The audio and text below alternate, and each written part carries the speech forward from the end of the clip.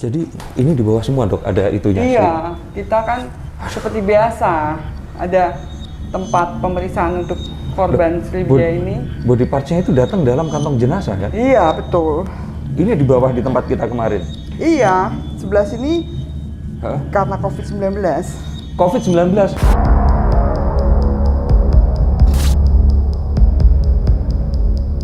Iya. Dok, yang bener dok. Iya. Nggak apa-apa, ini aman? Aman kan udah disinfektan dan kita kan tetap masker. Nanti lagi ditangani. Aduh. Yang penting nggak ngucek-ngucek mata. Nggak, sebelah kanan itu dokter pakai kacamata, saya nggak loh. Nggak apa-apa. Nggak. Nggak boleh ngucek. Tangannya makanya nggak apa-apa. Udah di steril kok. Bentar dok, ini di situ tempat body parts-nya. Iya. Oke, Yang korban kanan? Sriwijaya. Yang kanan yang COVID. Iya. Coba, monggo dok. Silahkan pimpin jalan.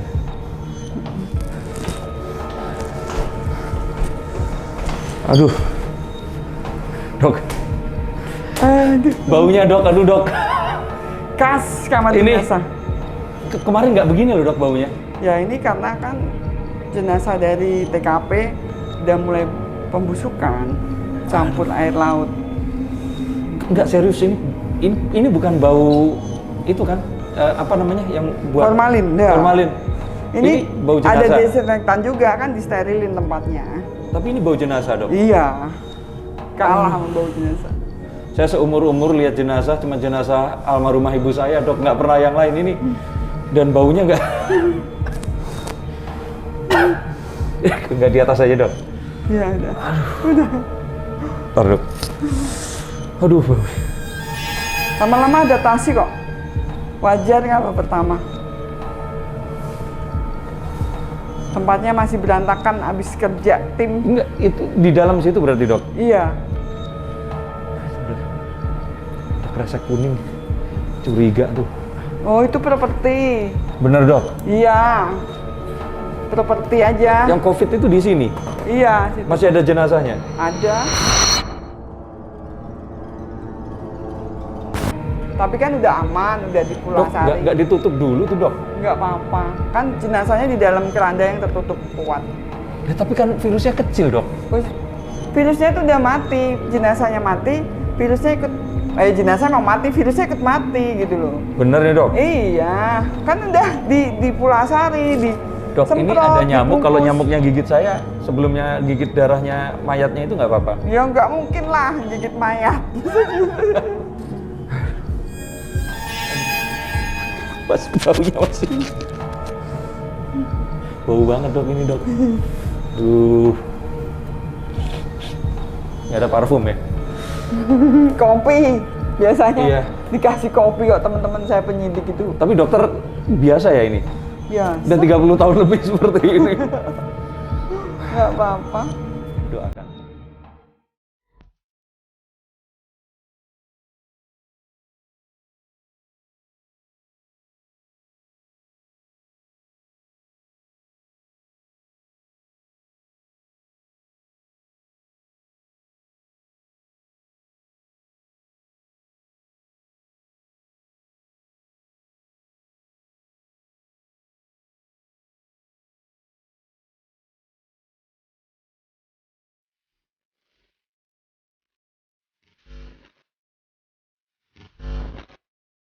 Halo observers, berjumpa lagi bersama saya Denny Darko dan Tuan and Only Bu Dr. Hastri. Iya. Jangan Berasumsi sebelum diobservasi. Iya, betul sekali, Dok. Dok, ini kalau dilihat ini pertama kali kita bikin konten pakai penutup ini karena Karena ini kita di bukan tempat- bau, bukan bau. Kalau Mas Denny bau saya karena enggak. ini sekarang kita sedang syuting di tempat biasa kita syuting di Jakarta, di Rumah Sakit Polri, tapi ada yang istimewa karena Di sebelah sini iya, tempat pemeriksaan korban jatuhnya pesawat Sriwijaya. Sriwijaya SJ182 ya, Dok ya. Di sebelah sana tempat pemeriksaan jenazah karena COVID-19. Pemeriksaan itu berarti di Udah selesai. Oh. Sudah di Pulasari di ruangan, Iya, tapi kan kemarin- disimpan di sini. waktu syuting baunya kayak gini ini. Iya. Jadi body parts yang itu di sini nih? Iya, di sebelah sini. Oke, tapi kita nggak mau mengambil karena untuk ya sensitif sekali karena ini kan bagian dari seseorang, mungkin keluarga juga nggak ingin ini semua tapi yang ingin dan saya pikir teman-teman di rumah ini ingin dengar dok, bagaimana prosesnya karena baru sekali ini sepanjang episode akhirnya saya ketemu dan interview dokter during the case, ini benar-benar sedang melakukan kasusnya. Biasanya kan sudah selesai. Iya, betul. Nah, hari ini berarti hari keberapa, Dok? Hari dari Selasa, Lima. Rabu, Kamis, Jumat ya, hari kelima. Kelima. Hari datangnya body part sih dari hari Senin ya. Senin, Selasa, Rabu, Kamis, Jumat, hari kelima Iya. body parts. Iya. Total udah berapa body parts sudah nggak terhitung? Wah, sudah banyak Karena sekali. kecil-kecil sekali. Iya. Nggak ada yang utuh, Dok? Tidak ada yang. Oke, sebelum ke sana. Ini berarti begitu ditemukan, langsung dibawa ke sini untuk diidentifikasi? Ya, sebetulnya kita menjalankan operasi DVI ya. Iya, Disaster Victim Disaster Victim Identification. Itu betul. ada 4 fase. Fase pertama TKP, ada di laut di Kepulauan Seribu sana. Baik. Yang kedua fase postmortem, Oke. ada di sini. Oh. Yang ketiga fase antemortem, ada di rumah sakit tapi di bagian Yang gedung nyocok-nyocokin DVI. itu ya, Dok ya? Antemortem itu mencari data sebelum korban meninggal iya. dunia. Yang keempat fase rekonsiliasi itu mencocokkan Oh. data di sini postmortem dan data antemortem. Baik, baik, Seperti baik. itu. Baik, itu DVI yang dipakai itu ya? Baru rilis. Jadi di sini kita tim postmortem. Oh. Itu memeriksa korban yang meninggal karena jatuhnya pesawat Sriwijaya tersebut.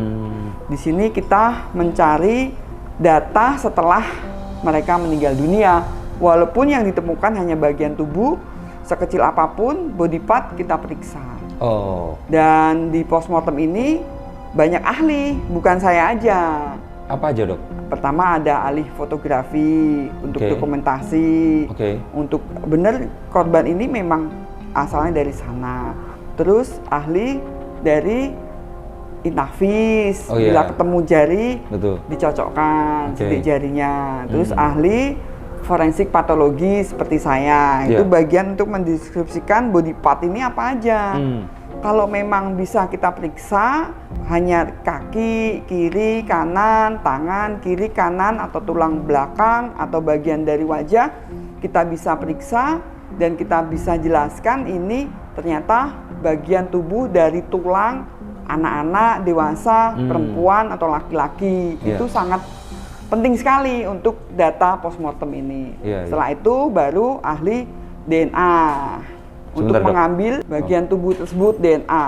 Setelah itu ada odontologi forensik. Kalau itu, Dok? ketemu gigi, Oh. jarang sekali, tapi beberapa kasus ada gigi. Oke. Dan Nah, mereka diperiksa oleh ahli odontologi gigi ini. yang dokter temui di sini, Ya, itu serpihannya bentuknya seperti bagaimana, Dok? serpian itu ya memang kita harus teliti ya. Satu bagian demi bagian harus kita bersihkan karena kan ada yang kena lumpur dan semakin hari ke hari proses Semakin rusak. pembusukan rusak karena kena air laut.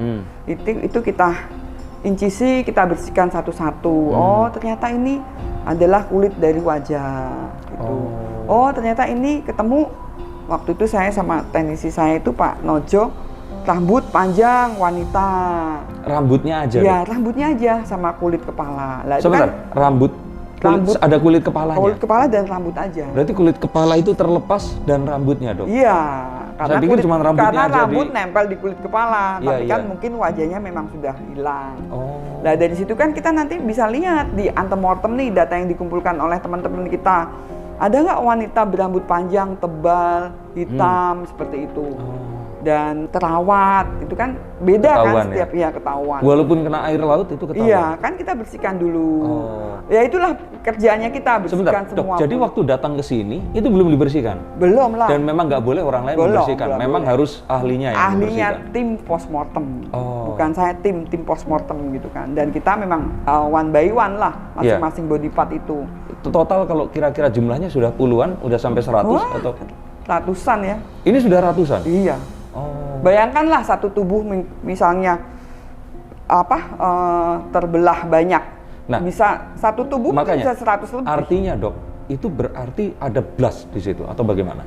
Nggak ada ya, jadi saya tuh cuman kan mengikuti hampir semua kecelakaan pesawat terbang di Indonesia. Iya. Dan ini memang crashnya yang crash banget, hancur gitu karena kecepatan dan yang mungkin jatuh dengan cepat, tinggi dan berbentur air, jadi bisa patah pesawatnya berkeping-keping. Jadi termasuk bagian tubuh, termasuk manusia di dalamnya menjadi bagian tubuh. Berarti beda sama Sukhoi yang nabrak. Bedanya bagaimana, Dok? Yang depan mungkin hancur tapi belakangnya kan tidak. Oh, masih ya. Masih. Ya. Beda lagi dengan Air Asia. Oke. Yang di Laut Jawa. Saya Yeah. karena meriksa masih ada whole body atau tubuh yang utuh. Jadi memang Air Asia itu jatuh terus pelan-pelan tenggelam. Oh. Tenggelam jatuh, jadi banyak yang meninggal memang karena air tenggelam gitu. Oh, kalau Air Asia itu berarti mereka memang suffocated, masuknya iya, ke dalam itu air yang masuk. Yang menghantam mungkin bagian depan bisa hancur, tapi yang sebagian tengah ke belakang nggak itu bisa keluar. Iya, tenggelam. Nah ini benar-benar crash, berkeping-keping gitu. Kalau ini berarti nabrak terus benar-benar sampai belakang pecah ya, semua gitu. Menurut bagian tubuh yang berbicara seperti Begitu. itu kan. Dan nggak ada luka bakar atau apa, Dok? Nggak ada, untungnya. Oh. Kami belum temukan, tapi selama Iya. ini belum ada. Ya, Karena itu ada yang spekulasi yang bilang katanya ini meledak di udara atau Nggak waktu ada, jatuh saya itu. ketemukan. Ya itu yang saya selalu bilang, dead body can talk ya ini. Iya. Bagian tubuh pun bisa bicara kalau dia memang karena crash yang sangat kena air laut. Iya, Seperti itu. iya. Cuman kondisinya karena serpihan ini juga nggak mungkin juga akan dicocokkan berarti, Dok? Pasti kita cocokkan. Tadi kan saya cerita, saya kan sempat ketemu tulang tangan. Oh Iya. ternyata kita foto ronsen, ternyata ini tulang anak-anak. Dan bisa tahu antara usia 5-10 tahun Iya. atau dewasa muda itu bisa tahu lah. Nanti kan kita eksklusi nih data antemortem nih. Kita Iya. kan punya nih data antemortem kan sekitar 60-an ya. Iya. Soalnya kita kan udah kita cari ciri khas masing-masing kan bisa Dipilah-pilah kita ya, tahu betul. Usia dewasa berapa, anak-anak berapa, dewasa muda berapa, laki berapa, perempuan berapa lah dari situ. Jadi mungkin kan ada yang tadi saya ngomong berambut panjang, oh hanya satu tok ini. Ada lagi berambut ikal warnanya kecoklatan, oh ini satu tok ya itu gitu seperti itu. Memang untuk identifikasi primer kalau tidak sidik jari, gigi atau DNA. Dan semua body part yang kita temukan kita ambil sampel DNA-nya. Baik. Untuk meyakinkan memang dia pasti korban yang jatuh di pesawat Sriwijaya ini. Betul. Karena kemarin ada juga teman saya, dia bilang belum bisa dikatakan ini karena masih berharap satu, yaitu yang lain ya, mukjizat. Tapi setelah diketemukan KTP-nya, orang langsung bilang, oh ya sudah, dia meninggal di situ. Tapi kalau hanya berdasarkan ketemu KTP itu juga bisa diartikan sudah meninggal atau bagaimana? Belum pasti. Belum KTP tentu ya? kan Bisa jadi dibawa aja. orang lain. Iya, banyak kasus saya pesawat atau helikopter itu sebelum meninggal ternyata mereka tukeran baju. Lah setelah jatuh itu salah satu helikopter TNI ternyata ini tapi kita lihat catatan giginya kok nggak matching. Iya. Ternyata tukeran baju. Nah itulah yang kita harus bilang proses identifikasi itu harus secara ilmiah dan bisa dipertanggungjawabkan. Oh baik. Jadi kita kan nggak tahu ini KTP mungkin dia pinjem karena temennya nggak jadi berangkat pinjem KTP-nya biar bisa berangkat. Ya kemarin katanya ada Seperti begitu itu. KTP yang nggak matching di situ. Ya. Makanya kita tidak bisa begitu, Mbak. Walaupun mungkin pertama mengenali visual atau dari celananya atau jam tangannya, itu pun kita gali. Teman-teman di antemortem tuh harus cerita, misalnya keluarga saya itu pakai jam tangan apa, merek apa, warnanya apa, beli di mana. Kalau bisa ada kwitansinya itulah. Sebentar. Bisa diidentifikasi. Karena ada juga kan kasus di mana mau menghilangkan jejak, jadi orangnya ini KTP atau apanya dimasukin ke situ agar dikira sudah meninggal gitu, bisa juga ya teori begitu, Dok. Memang apa sih kepentingan DVI? Apa sih kepentingan identifikasi? Dan memang orang meninggal itu kan punya hak untuk diidentifikasi. Betul, Dok. Dan setelah itu nanti permasalahannya tuh timbul warisan, asuransi, legalitasnya, kepastian hukumnya. Iya kalau pesawat terbang ini memang murni kecelakaan. Kalau misalnya ada sabotase, ada sesuatu yang membuat dia jatuh, itu kan harus diperiksa seperti itu. Kayak saya pernah ikut kasus jatuhnya pesawat MH17 di Ukraina, ternyata kan bisa dibuktikan dari luka-luka yang terbakar, kita periksa itu karena rudal kan.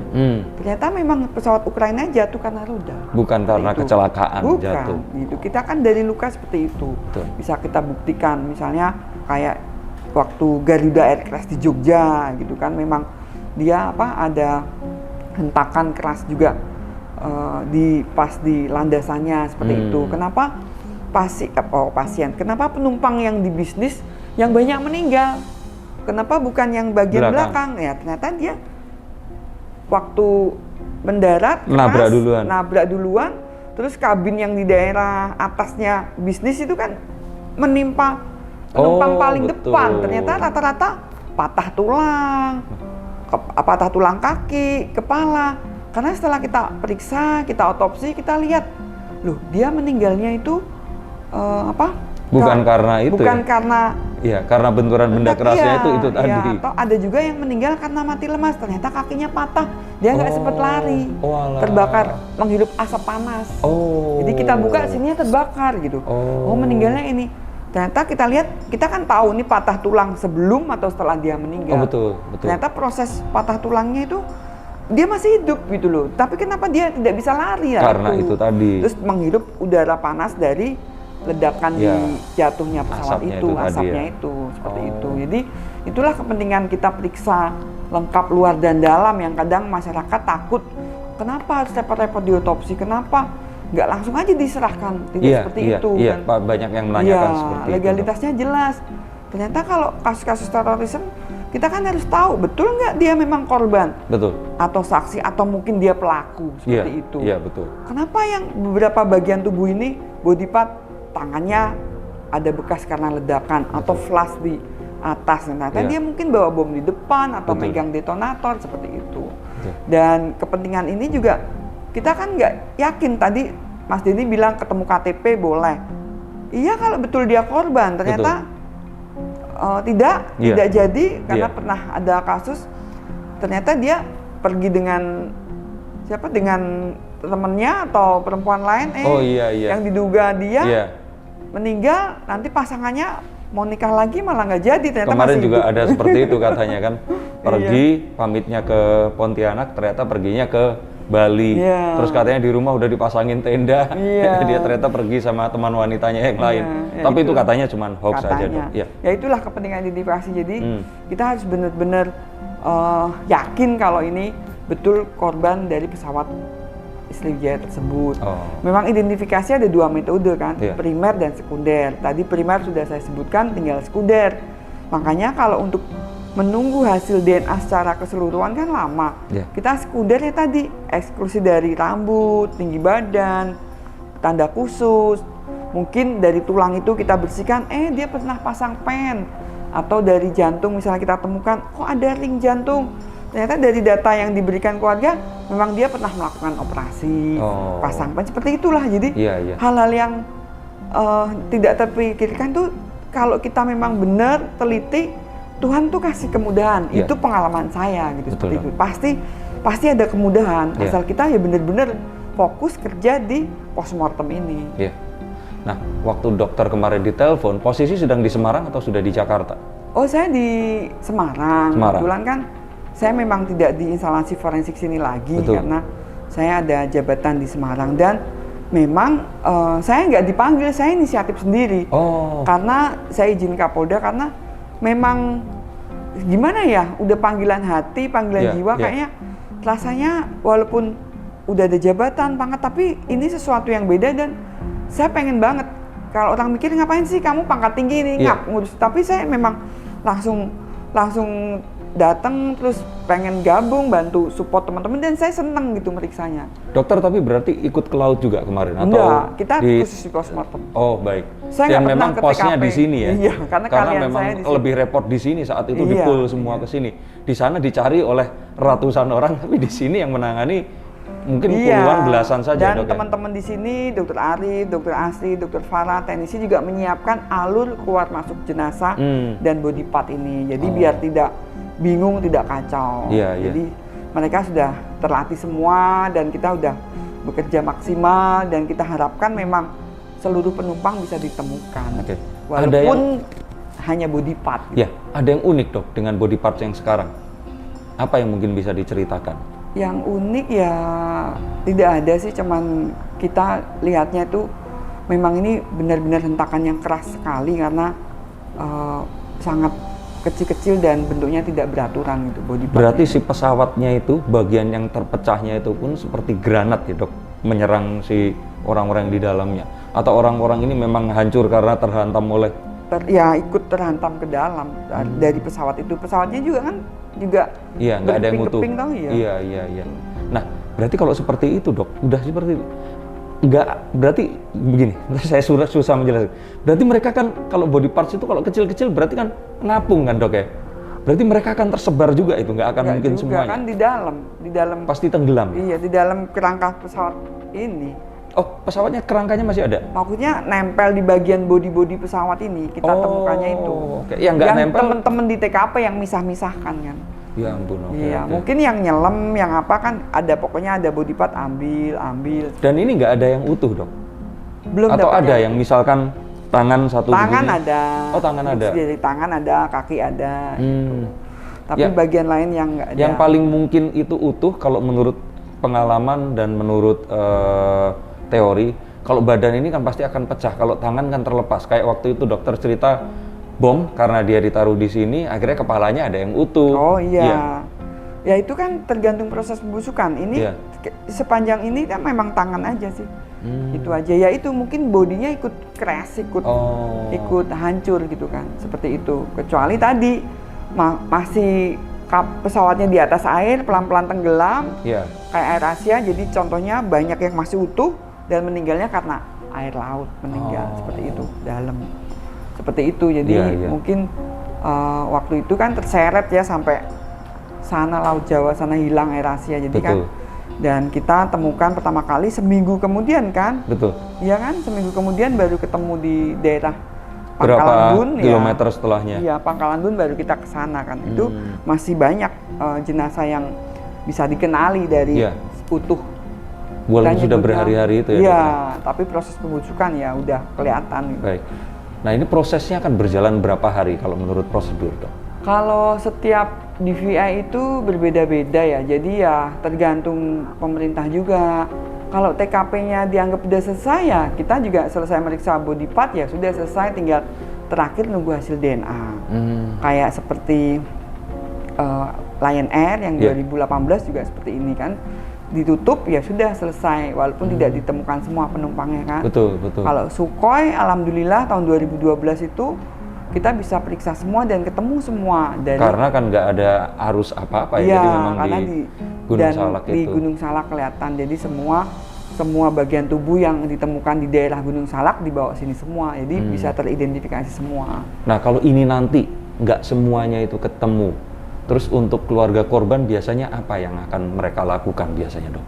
Itu kita serahkan ke pihak Sriwijaya ya. Oh begitu ya dok? Iya, dan selama mungkin pasti keluarga merasa warganya jadi korban ya biasanya sih tetap dapat santunan seperti itu. Bukan, maksudnya mereka rela nggak ditemukan tubuhnya, tapi ya mau bagaimana lagi ya? Pasti nggak rela, kayak yang kasus Lion Air kan masih sampai sekarang kan belum ada yang masih pengen nyari gitu kan. Betul. Itu juga kasus Air Asia itu kan udah ya sudah sulit sekali gitu kan. Nah ini yang menarik dok, karena dokter Hasri ini yaitu punya kemampuan yang linuih itu. Ada sesuatu nggak yang dirasakan waktu di sini ini, waktu mengerjakan 5 hari ini?